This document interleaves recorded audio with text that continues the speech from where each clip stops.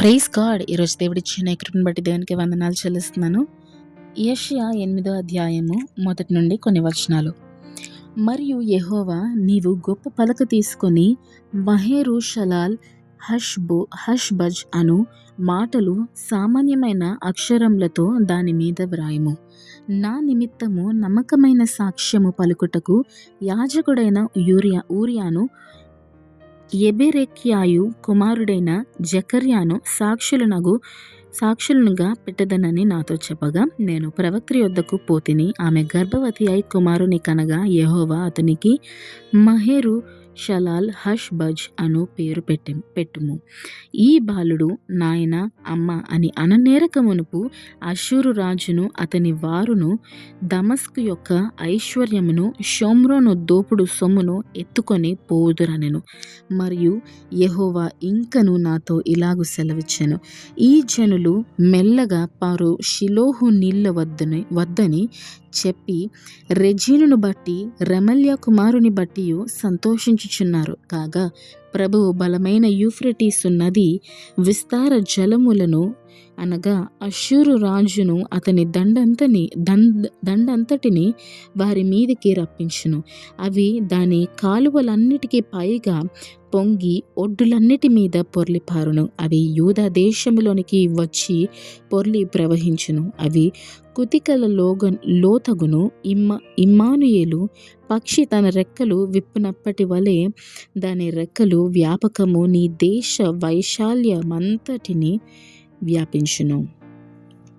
ఇక్కడ దేవుడు ఏం చెప్తున్నాడంటే, యెషయా ప్రవక్తకి దేవుడు ప్రత్యక్షమై ఈ మాట సెలవిస్తున్నాడు.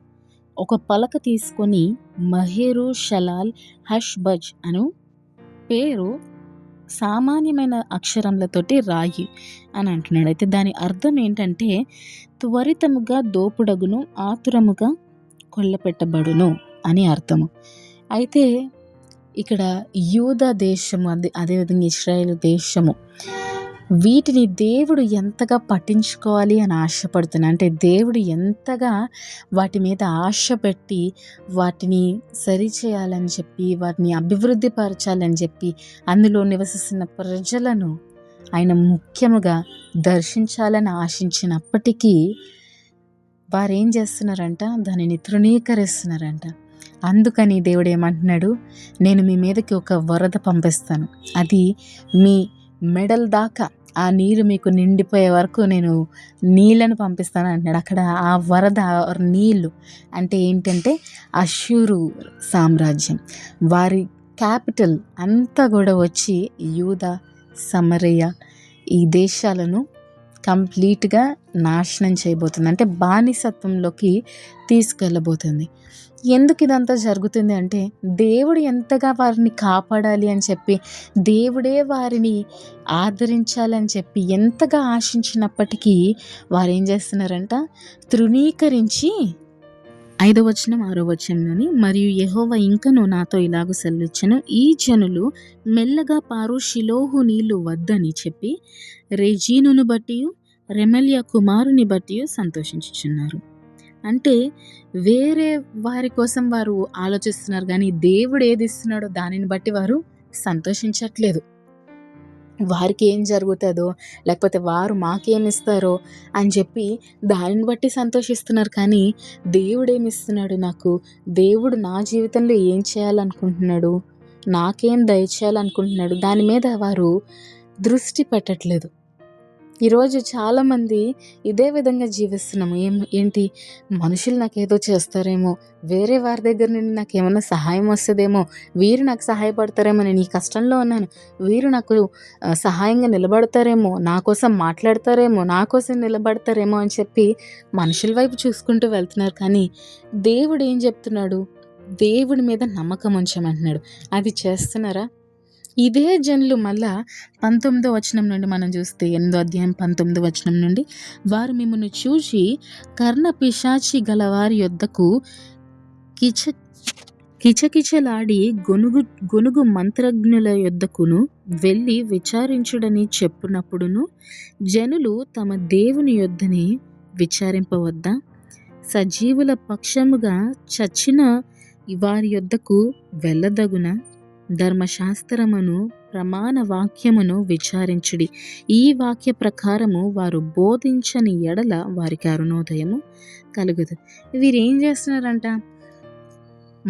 మాంత్రికుల దగ్గరికి వెళ్ళి, అంటే చచ్చిపోయిన వారిని లేపి వారితో మాట్లాడేవారు ఉంటారు కదా, వారి దగ్గరికి వెళ్ళి వారిని విచారించండి, వారిని అడగండి అని చెప్తున్నారంటే ఇంత దారుణంగా దిగజారిపోతున్నారంటే, దేవుడు ఏదైతే చెయ్యొద్దు అని అంటున్నాడో అదే మరలా చేస్తున్నారు. దేవుడికి ఏదైతే నచ్చదో అదే మరలా చేస్తున్నారు. ఇంగ్లీష్లో అయితే ఇంకా క్లియర్గా మెన్షన్ చేయబడి ఉన్నది. వారు ఏంటి చచ్చిపోయిన వారిని వారితో మాట్లాడాలని ఆశపడుతున్నారు. బ్రతికున్నవారు సజీవుడైన దేవుడిని కదా వెతకాలి, సజీవంగా ఉన్న దేవుణ్ణి కదా అడగాలి, ఆయనను కదా వేడుకోవాలి. అది కాకుండా వేరే వారి కోసం ఎందుకు మీరు బాధపడుతున్నారు? లేకపోతే వేరే వారు మీకేదో చేస్తారని చెప్పి ఎందుకు ఆశిస్తున్నారు అని చెప్పి దేవుడు అంటున్నాడు. ఈరోజు ఎవరో కోసం మీరు ఆశిస్తున్నారు కానీ దేవుడిచ్చే దాని మీద మీరు దృష్టి నిలపట్లేదేమో. దేవుడు మీతోటే మాట్లాడుతున్నాడు. అలాగా వేరే వారు ఏదో ఇస్తారనో, వారి దగ్గర నుండి నేను ఏదో పొందుకుంటానో అని మీరెప్పుడు ఆశించొద్దు. కానీ సజీవమైన దేవుడు ఉన్నాడు. ఆ దేవుడే నా జీవితంలోని అన్ని కార్యాలు చేయడానికి శక్తిగల దేవుడు అని మీరు నమ్మాలి. ఈరోజు మన కోసము ప్రాణం పెట్టిన యేసయ్య మన కోసం ఏదైనా చేయగలడు అని చెప్పి మీరు నమ్ముతున్నారా? సర్వాన్ని సృష్టించిన దేవుడు ఈరోజు ఈ భూలోకంలో ఉన్న ప్రతి దానిని కూడా, ఆర్ ఈవెన్ యూనివర్సెస్లో ఉన్న ప్రతి దానిని కూడా సృష్టించింది మన దేవుడే. ఆ దేవుడు చెప్తున్నది మీరు ఎందుకు వినరు? ఆ దేవుడు చెప్తుంది ఎందుకు చేయరు? ఈరోజు మనిషికి ఎలాగ తయారవుతున్నామంటే, ఇన్స్టెంట్గా కావాలి, అంటే వెంటనే కావాలి. నాకు అది ఇప్పుడు జరిగితేనే నాకు కావాలి, ఇప్పుడు జరగకపోతే నాకు వద్దు అని అంటున్నారు. దేవుడు వాగ్దానాలు కూడా ఎలా ఉంటాయంటే, ఇప్పుడే జరిగిపోయే విధంగా ఉండవు. దానికి ఎంతో కాలము పడుతుంది. కొన్నిసార్లు రోజులు కావచ్చు, వారాలు కావచ్చు, నెలలు కావచ్చు, కొన్నిసార్లు సంవత్సరాలు కావచ్చు, ఆర్ కొన్నిసార్లు వితిన్ సెకండ్స్లోనే జరిగిపోవచ్చు. కానీ మనిషి వెయిట్ చేయడానికి రెడీగా ఉండట్లేదు. ఎందుకంటే లోకం ఆ విధంగా తయారైంది. మనిషిలోని ఓపిక అనేది నశించిపోయింది. ఈ విధంగా ఏ క్రైస్తవుడు కూడా ఉండాలి అని చెప్పి దేవుడు ఆశించట్లేదు. మనమందరము దేవుని వాగ్దానము మీద సంపూర్ణమైన విశ్వాసము కలిగి ఉండాలని దేవుడు ఆశిస్తున్నాడు. ఈరోజు ఆ విధంగా ఉండడానికి మీరు సిద్ధంగా ఉన్నారా? మీరు క్రైస్తవులను చెప్పుకుంటే సరిపోదు, దేవుని వాగ్దానం మీద నిరీక్షణ కలిగిన వారే ఉండాలి. ఈరోజు దేవుడు ఏదైనా మాట ఇచ్చాడా, ఆయన ఖచ్చితంగా నెరవేరుస్తాడు. ఈరోజు మీ జీవితాలని మీరు పరీక్షించుకోండి. దానికోసం మీరు ఎదురు చూస్తున్నారా? లేకపోతే ఇది ఎప్పుడు జరుగుతుందిలే, ఏదైతే ఈజీగా ఉందో దాని వైపే వెళ్దాము, ఇది ఈజీగా ఉంది, తప్పు చేస్తే తొందరగా మనకు జవాబు వస్తుంది, లేకపోతే ఈ లంచం ఇస్తే నాకు తొందరగా ఉద్యోగం వస్తుంది అని చెప్పి షార్ట్ కట్స్ వెతుక్కుంటూ మీరు ముందుకు వెళ్తున్నారేమో. అది అస్సలు కరెక్ట్ స్థితి కాదు. కరెక్ట్గా వెళ్ళే మార్గం ఏదైనా ఉందంటే నీతిగా, నిజాయితీగా దేవుని వైపు నమ్మకం ఉంచుతూ నీ కష్టము నువ్వు పడడమే. కానీ అలాగని చెప్పి నీ సొంత ఆలోచనల మీద నువ్వు ఆధారపడము కాదు, నీ సొబ్బుద్ధి మీద నువ్వు ఆధారపడకూడదు. కానీ యెహోవా మీద పూర్తి నమ్మకము ఉంచాలి. ఆ రోజు యూద దేశం కానీ, సమరయులు కానీ, ఇశ్రాయేలీయులు కానీ దేవుడిని ఎంతగానో బాధ పెట్టారు. ఎందుకని ఈ తెలుగులో చూస్తేనేమో వారిని బట్టి సంతోషించారు అని ఉంది, కానీ ఇంగ్లీష్లోని మనం చూస్తేనేమో they will rejoice because of king Rezin and king Pekah. అంటే they are rejoicing over what will happen to king Rezin and king Pekah అని చెప్పి లిఖించబడ్డది. అంటే వారికి ఏమవుతుందో అని చెప్పి, అంటే వీరు మంచి స్థానంలో ఉంటే, అంటే ఇతరులు మంచి స్థానంలో ఉంటే వారు మమ్మల్ని చూసుకుంటారు అని చెప్పి ఆశించడం. ఈరోజు అలాంటి వారు కూడా ఉన్నారేమో. అందుకే దేవుడు చెప్తున్నాడేమో, మీరు అలాగా ఎవరో బాగుపడితే మీరు బాగుపడదామని చూస్తున్నారేమో. ఎవరో సరిగా ఉంటే మీరు సరిగా ఉంటారని చెప్పి మీరు ఆశిస్తున్నారేమో. కానీ ముందు మీరు సరిగ్గా ఉండడము మంచిది కాదా? దేవుడు అంటున్నాడు, ఎవరి ఏ రోజు కీడో ఆ రోజుకి మేలు అంటున్నాడు. నీ ఈరోజు నీకు ఉన్నది దాంట్లోని నువ్వు తృప్తి కలిగి ఉండు. రేపటి దినం కోసము చింతించొద్దు అని అంటున్నాడు. అదే సమయంలోని ఈరోజు నువ్వు ఏం చేసావు, ఈరోజు నువ్వు చేసిన దానికి రేపటి దినము నువ్వు ఏ పంట కోయబోతున్నావు, దీనిని మొదటగా గ్రహించు.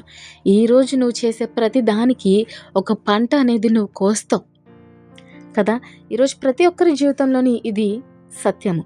ఎందుకంటే ఈరోజు మనము ప్రొడక్టివ్ లైఫ్ ఉండాలనుకోండి, ఈరోజు కష్టపడితేనే రేపటి దినము దాని ఆ ప్రయాసకు తగిన ఫలం అనేది మనము పొందుకుంటాము.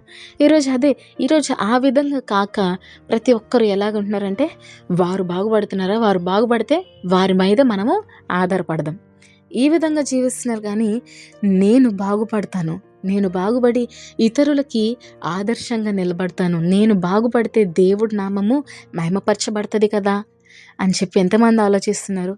ఈరోజు మనలో అలాంటి ఆలోచన ఉందా? సో ఇక్కడ యూదా దేశం మీద దేవుడు ఎంతగానో కోపడుతున్నాడు. ఎందుకంటే మీరు వారిని చూసి మీరు ఏం ఆనందిస్తారు, వారిని చూసి ఎందుకు సంతోషిస్తున్నారు, వారి మీద ఆధారపడాలని చెప్పి ఎవరు మనుషుల మీద మీరు ఎందుకు ఆధారపడుతున్నారు అని చెప్పి దేవుడు ప్రశ్నిస్తున్నాడు. అలా ఆధారపడినట్లయితే దేవుడు ఏమంటున్నాడు, మీరు వారి మీద ఆధారపడతారా? సరే. సజీవుడినైనా నన్నే మీరు పక్కన పెడతారా? సరే. మీరు 65 సంవత్సరాలు అష్షూరు సామ్రాజ్యంలో చేతిలోని బానిసలుగా తయారవ్వండి అని చెప్పి వారిని వదిలేశాడండి. ఈరోజు అలాంటి స్థితి మనలో ఎవ్వరికి కూడా ఉండడానికి వీల్లేదు. బానిసలుగా బ్రతికే బ్రతుకు ఎందుకండి? ఈరోజు ప్రతి దినము దేవుని మీద ఆధారపడుతూ, దేవుని మీద భారం వేస్తూ, సంతోషంగా నిశ్చింతగా దేవుడు మన కోసం ఉన్నాడు, ఆయన మన పక్షాన పోరాడతాడు అని చెప్పి జీవించడం కన్నా దానికన్నా మించినది ఏమైనా ఉందా? ఈరోజు చాలామంది ఇతరుల మీద ఆధారపడాలని చెప్పి, కానీ ఇతరులు వారు బాగుపడితే మేము బాగుంటాము అని చెప్పి వారి మీద ఎక్కువ ఆశ చూపించడము, ఇది నిజంగా కరెక్ట్ కాదు.